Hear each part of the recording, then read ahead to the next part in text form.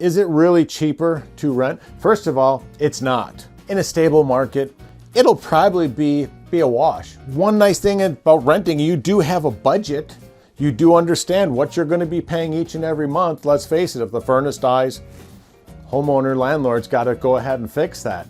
So let's make sure that we know what's going up with the landlord, that they can afford to fix that. But why don't you be your own landlord? Let's just say if you were to buy it, the house payment would be $1,500.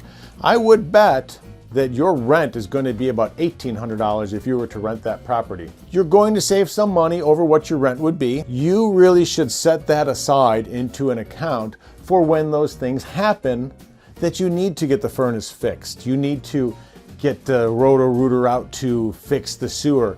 Things happen and now you're responsible for them. You just need to be a responsible person and budget accordingly. The other thing is you're building equity, you're investing in yourself. It should be a lifestyle decision first and foremost. Is this where you want to be 5 years from now? Am I in a job that's going to transfer me around? So do I need to try to account for maybe selling my house in 2 years? What you're going to pay monthly for your mortgage, your closing costs, everything involved with buying the house or being a renter, it's going to come out about even.